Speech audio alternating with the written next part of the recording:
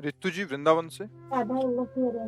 महर्षि आपके चरण कमलों में कोटि कोटि प्रणाम। गुरुजी, अहंकार हमेशा गिराता रहता है। गुरुजी, ये अहंकार कृपा से हटेगा या प्रयास करने से हटेगा? थोड़ा सत्संग सुनिए तो पता चलने लगेगा अहंकार की क्या सत्ता है। आपने क्या माना है अहंकार को, तो हम समझे तो आपको कहाँ पकड़ आई है। अपने में श्रेष्ठता की भाव आती है। ये तो बहुत छोटी वृत्ति है अहंकार की। आप अपने को स्त्री मान रहे ना, ये भी देहाभिमान है। मूल है भगवान के भाव को छोड़कर देह भाव में आ जाना। ये सब अपराधों का मूल है। इसी से सारे पाप होते हैं, इसी से सारे दुर्गुण होते हैं। मैं स्त्री हूं, मैं पुरुष हूं, इसे कहते हैं देहाभिमान। मुझे ये भोग चाहिए, मुझे संपत्ति चाहिए, मुझे आभूषण चाहिए, मुझे पद चाहिए, ये सब देहाभिमान की मांग है। शुद्ध अध्यात्म की चर्चा है ये सब देहाभिमान की मांग है। अपने में गुण का दर्शन, दूसरों में दोषों का दर्शन, अपनी प्रशंसा, दूसरे की निंदा, ये सब अभिमान के लक्षण हैं। ये सब प्रकार का अभिमान यदि हम भगवत प्रेमी महात्माओं के वचन सुने और उनके अनुसार उपासना करें तो दूर हो जाएगा। सेवक जी महाराज कहते हैं, तिनकी संगति रहत जाति कुल मद सब नंसय। मद माने होता है अहंकार।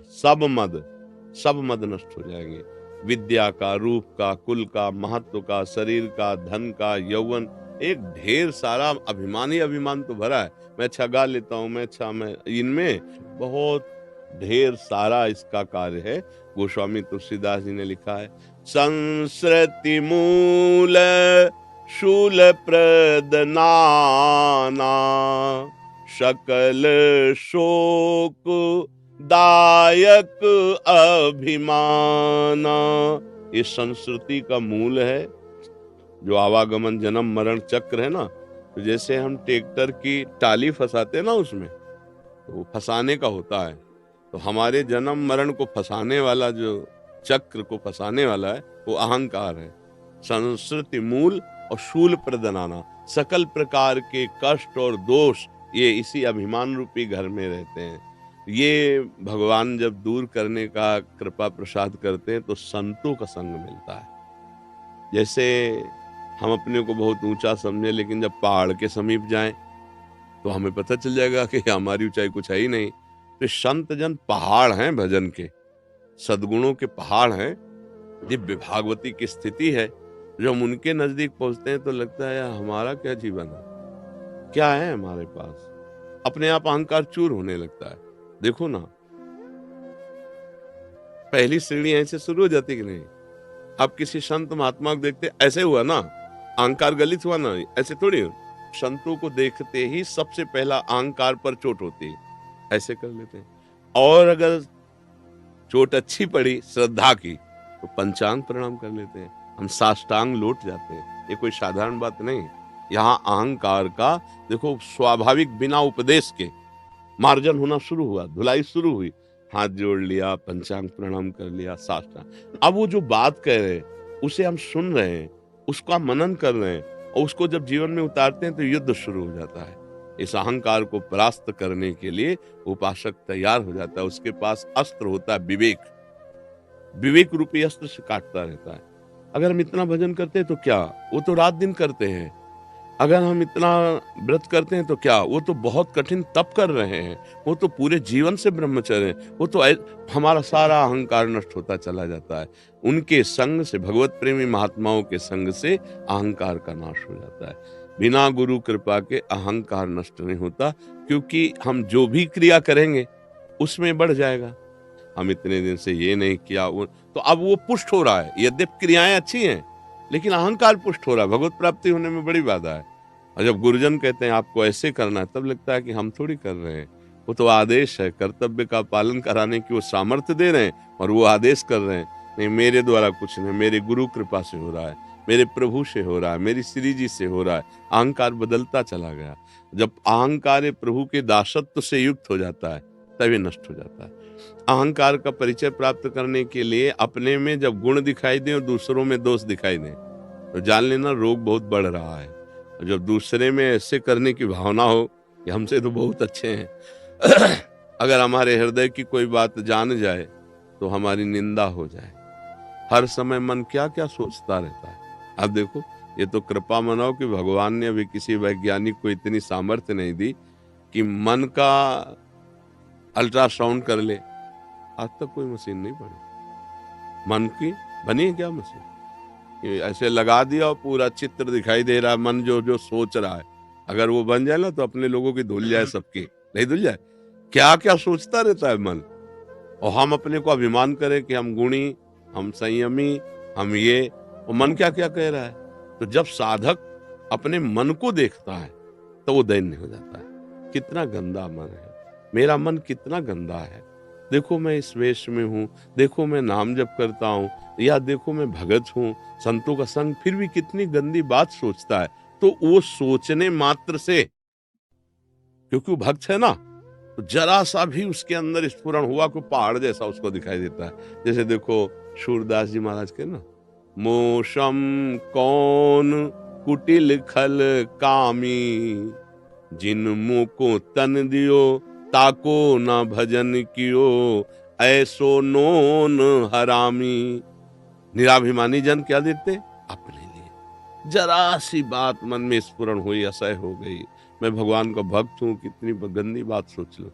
अच्छा, गंदा हृदय तो पहाड़ जैसे पाप करने पर भी उसे कुछ समझ में नहीं आता। पवित्र हृदय, जरा सी सोच हुई कि हाय हाय मच जाता, ये क्यों बात आ गई, क्यों बात आ गई। तो हमारा जो अहंकार अभी है, उसकी पहचान है कि दूसरों में लघुता देखना, अपने में श्रेष्ठता देखना। किसी भी को भी लेकर, रूप को लेकर, गुण को लेकर, विद्वता को देखकर, भजन को देखकर, ज्ञान, किसी को भी लेकर, ये सब अहंकार के लक्षण है। तो हम संतों का संग सुने और भगवान से प्रार्थना करें कि हमारी बुद्धि इतनी पवित्र हो जाए कि हमारे हृदय में अहंकार न रह जाए। तो कृपा निधान भगवान ऐसे विधान बना देते हैं जिससे हमारा अहंकार नष्ट हो जाता है। अहंकार नष्ट हुआ कि भगवत प्राप्ति पक्की। यही अहंकार भगवत प्राप्ति नहीं होने देता। अगर भगवान गुरुदेव की कृपा हो जाए तो बहुत जल्दी अहंकार नष्ट हो जाता है, दैन्यता आ जाती है। यही दरबार दीन को आदर रीति सदा चली आई, जे दीन प्यारे वेद पुकारे द्रवहु सुश्री भगवाना। अगर दैन्यता ने अहंकार है तो एक बार महाप्रभु चैतन्य देव जी कीर्तन कर रहे थे, त्रिभुवन में यश उनका फैला हुआ था, है, रहेगा, भगवान है साक्षात। तो एक संत भगवान भारत की नदियों की परिक्रमा किए थे और वो दूध ही केवल लेते थे। तो उनको मन में आया कि जब मैं जाऊंगा कीर्तन में तो महाप्रभु चैतन्य देव दौड़कर हमको गले से लगाएंगे, क्योंकि मैं भारत की समस्त नदियों की परिक्रमा की और जीवन में दूध के सिवा कुछ लिया नहीं। एक अभिमान था ना अंदर का, वो बहुत बढ़िया मीठा अभिमान होता है जिसको संभाल के रखा जाता है, उसी से सुख मिलता है। जो पार्थिव सुख है उसी से होता है। अभिमान नहीं हो तो सच्चिदानंद सुख मिलने लगेगा। अब वो जे ही कीर्तन में गए तो महाप्रभु रुक गए और कहा, कौन बहिर्मुख पुरुष आ गया जिसके आने से हमारे कीर्तन का भाव सूखने लगा। तो इस संत जी आए थे, बोले हटाओ इनको। हटा दिया। वहां तो आदेश की जरूरत थी, मंडली से एकदम बाहर उनको। अब वो बाहर रोने लगे कि प्रभु आपका तो करुणावतार सुना है, मुझे जैसे नीच अधम को यदि आप स्वीकार नहीं करेंगे तो प्रभु मैं कहां जाऊंगा। दौड़ के आगे महाप्रभु और गले से लगा लिया। समझ पाए, जब वो अपने गुणों का अभिमान लेकर आए थे कि मैं तीर्थों का अवगाहन करने वाला और केवल दूध पीने वाला, तो हटा दिए गए। और जब ये भाषा निकली कि मुझ जैसे दीनहीन अधम को अगर आप जैसे महापुरुष स्वीकार नहीं करेंगे तो हम कहाँ जाएंगे, तो दौड़ के आके महाप्रभु गले लगा लिए। ये है भगवत मार्ग जो है, ये हमारे अंदर दैन्यता हो। ये दैन्यता तभी आती है जब महापुरुषों की कृपा हो जाए। देखो महाप्रभु की कृपा हुई तो अहंकार चूर हो गया और दैन्यता आ गई। नहीं वो लिए अहंकार डोल रहे थे, मैं तीर्थों का अवगाहन करने वाला, मैं तो केवल दूध पीने वाला, ऐसा। अब वो जिधर किसी को अन्न खाते देखते होंगे किसी महात्मा को तो उसके प्रति बुद्धि हो जाएगी। एक महात्मा थे तो उन्होंने एक जल की सिद्धि की थी, जो जल में भी थल की तरह चल सकते थे। एक भगवत प्रेमी महात्मा अपने शिष्यों के साथ नाव में जा रहे थे बैठ के, उन्होंने उनका उपहास किया। वयोवृद्ध थे, साथ में शिष्य जन थे, कहे महात्मा क्या जीवन भर किया? क्यों भैया, वो भी संत थे। अरे बोले तपस्वी होकर के नाव में बैठे हो। फिर कहाँ बैठूं? देखो मेरे को, खड़ा हूं पैर कर गंगा जी में, जैसे कोई थल में चलता है ऐसे जल में पार हो गए। सब लोगों को बड़ा आश्चर्य हुआ। वो महात्मा जी थे, वो मुस्कुरा दिए।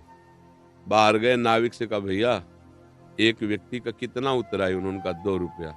तो शिष्यों सहित जो किसी ने भेंट दी थी वो पैसा दिया, नाविक को दिया और महात्मा से कहा कि समझ पाए तुम्हारे जीवन की सारी तपस्या 2 रुपए के बराबर गई।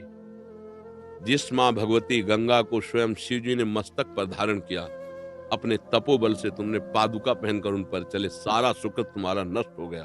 तुम अभिमानी ये दिखाना चाहते थे कि मैं जल में थल की तरह चल सकता हूं।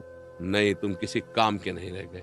अभी तुम परमार्थ को जानते ही नहीं। थोड़ी तपस्या कर ली तो उसका अभिमान चरणों में गिर गए। उनका 2 रुपए में गई तपस्या। 2 रुपए में पार हुए ना, 2 रुपए में सारी तपस्या तूने नष्ट कर दी, केवल प्रदर्शन के लिए। ये प्रदर्शन के लिए नहीं, भगवत प्राप्ति के लिए तप होता है। ये जब हमें अभिमान होता है तो हम कहीं न कहीं कोई न कोई दृश्य ऐसा।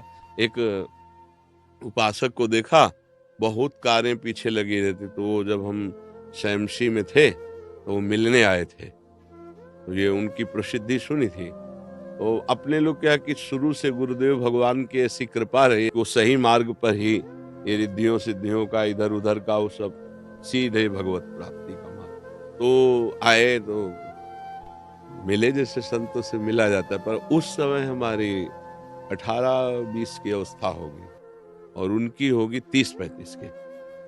तो आए, उन्होंने कौन सी साधना करते हो, क्या करते हो, ऐसे ऐसे। जैसे एक होता है ना कि टीचर अपने विद्यार्थी से पूछता है अवस्था देखकर, पर बहुत प्रवीण गुरु कृपा से बुद्धि थी। शास्त्र सम्मत वार्ता को पकड़ना बहुत पूर्व जन्म का, चाहे समझ लीजिए। जो ये वार्ता शुरू की है, तुमसे कहा महाराज जी अध्यात्म है क्या है? उनको एकदम, उनका ये अध्यात्म है क्या? उनका तुम क्या समझते हो? ऐसे किया, केवड़ा की खुशबू आ गई, पक्का। ऐसे किया, अलग अलग इत्रों की खुशबू आ गई। तो महाराज जी इस जादू से अध्यात्म नहीं जाना जाता। ये तो प्रकृति में माया ऐसी खुशबू पैदा किए हुए है कि आप चले जाओ कन्नौज तो वहां की नालियों में खुशबू बह रही है। कन्नौज में फैक्ट्रियां हैं इत्र की, तो किलोमीटर दूरी से उन नालियों में सुगंध आ रही है जिनमें फैक्ट्रियां हैं जहां इत्र की। तो ऐसे हम अगर भजन से कर दिया और कोई खुशबू आ गई तो कोई बड़ी बात समझते हो क्या? ये तो प्रकृति बलवती अपने आप कर रही है। हम ऐसे करें और श्री कृष्ण सामने आ जाए तो बात समझ में आवे, तब तो हमारी सिद्धि।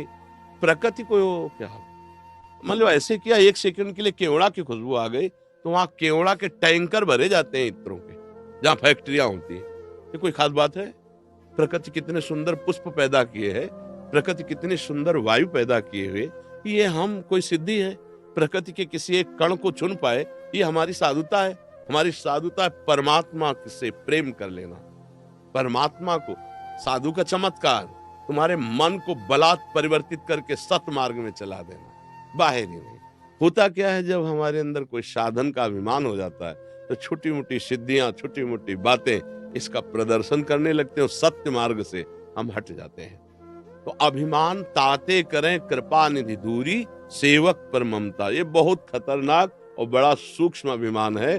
जब भगवान की शरण में होते, गुरुदेव भगवान की, संत भगवान की, भगवान की, तब ये अहंकार का परिचय मिलता है कि मैं गलत हूं और मुझे ठीक होना चाहिए।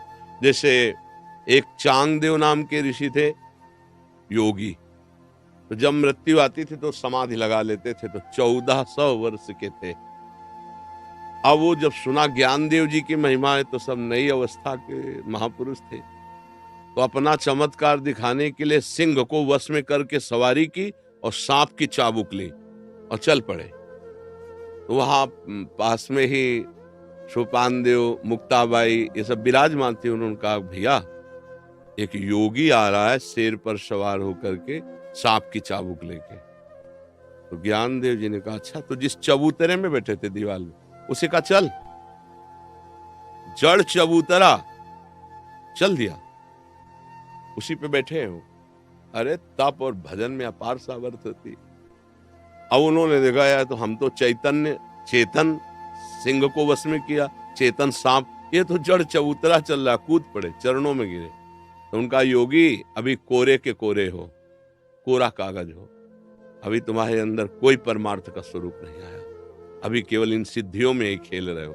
शिष्य बने फिर भगवत प्राप्ति का मार्ग। तो हमारे अंदर जो गुणाभिमान है, देहाभिमान है या साधनाभिमान है, इन सब की पहचान और इन सब की निवृत्ति, जैसे रोग क्या है और उसकी निवृत्ति क्या है, ये वैद्य डॉक्टर से ही होता है, ऐसे ही सदगुरु से होता है। सच्चे सदगुरु मिल जाए और उनके वचन रूपी औषधि को हम पान करें तो निश्चित अभिमान रूपी, देहाभिमान रूपी रोग ये नष्ट हो जाए। सदगुरु वैद्य वचन विश्वासा, संयम यह न विषय के आशा। नहीं, बहुत खतरनाक है, बहुत खतरनाक है। समझ ही नहीं पाओगे कि आपके अंदर अभिमान है कि नहीं। ये आपसे कहा जाए बड़े अभिमानी हो और जलन पैदा हो जाए, आपको किस बात का अभिमान है? नहीं, कोई अभिमान नहीं, ये अभिमान ही बोल रहा है, ये अभिमान ही बोल रहा है। बड़ा सूक्ष्म इसका विषय है। इसलिए संतों के वचनों का आदर करते हुए उनका मनन करो, नाम जप करो और अच्छे आचरण करो। धीरे धीरे अभिमान दिखाई देने लगेगा, फिर नष्ट हो जाएगा। दिखाई देने लगता है कि इस समय ये अभिमान आ गया, इस समय ये भाव आ गया अभिमान का, तो हे गुरुदेव, हे प्रभु, इसको नष्ट कर दो। उन्हीं की कृपा से नष्ट होता है। वो जिनका रचा हुआ है, जिन्होंने बांधा है, वही छोड़ देंगे। इसलिए भगवान ने गीता जी में इशारा भी किया है, मामेव ये प्रपद्यन्ते माया में ताम तरन्ते। मेरी शरण में आ जाओ, मैं तुम्हें मुक्त कर दूंगा इस माया से। रोज ये सब आपके सत्संग सुनते हैं।